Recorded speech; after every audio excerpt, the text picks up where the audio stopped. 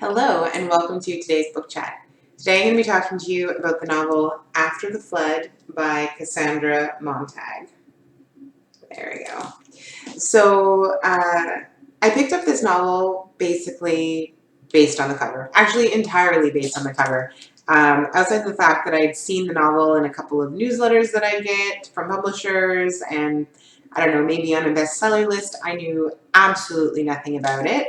But I saw the cover and something called to me, I guess. And so because I decided I wanted to read it, I didn't look up a single thing about it. I knew nothing about the novel. In fact, probably the only thing was courage is a force of nature, which is written here in this book. So I knew it had something to do with courage, and I accidentally read that. And I didn't even read the quote above because I wanted to know nothing. I always find that kind of fun, reading a book. But being titled After the Flood, with clearly water in the image, I assumed that it was going to be something about a huge flood.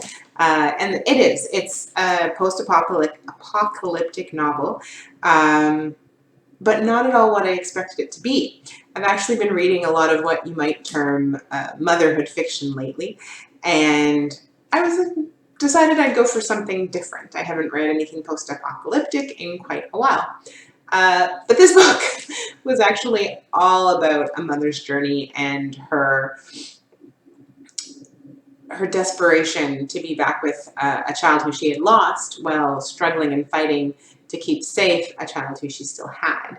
And so throughout the novel, I think for me that was the strongest pull in seeing this mother trying to make a decision between the two children that she loved, almost in a Sophie's choice kind of scenario.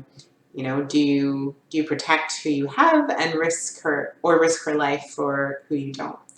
The writing was wonderful. It was evocative and fresh and so on point to the setting. The metaphors, the analogies. I mean, Kassandra Montag, she was right in there, right in this world of what it would be like to live in almost entirely on the ocean with only a few bits of land popping up from place to place. Also, I actually probably, I don't know, several chapters in, I flipped to the back and read the little bio about Kassandra because some of the way she described and the thoughts of motherhood were so on point that I thought it would be impossible for, not impossible, but whoa, hella impressive for this woman to have written this book if she wasn't a mother herself. And she was. Writing was still extremely impressive, but yeah, as an author myself, it gave me a little like, okay, that's nice that she actually had experienced it. Yeah, I love this book. I raced through it, which doesn't often happen with a toddler.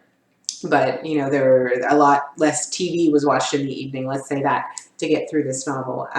There were aspects of it that I found a little slow, kind of more of the action-packed, you know, fight, trauma type scenes, which I'm not usually as keen on because I'm all about character in books. You know, it wasn't for me quite as much, but I still liked the book as a whole, the ending as well. I think usually I would have thought it was perfect, and maybe just because of where I am in my life right now, I was happy to be kind of sick while I was reading it. I kind of wanted a different ending than it was. But yeah, thinking back, I think if I read that today, I would have been so satisfied. Anyway, so After the Flood, Kassandra Montag follows the story of a young mother trying to survive. If you want to learn a little bit more of my thoughts, get an offer of a free book from me, head over to charlenecarr.com. And if you've read After the Flood, or if you do read it, please leave some notes in the comments. Let me know what you think. I would love to hear your thoughts. Have a wonderful day.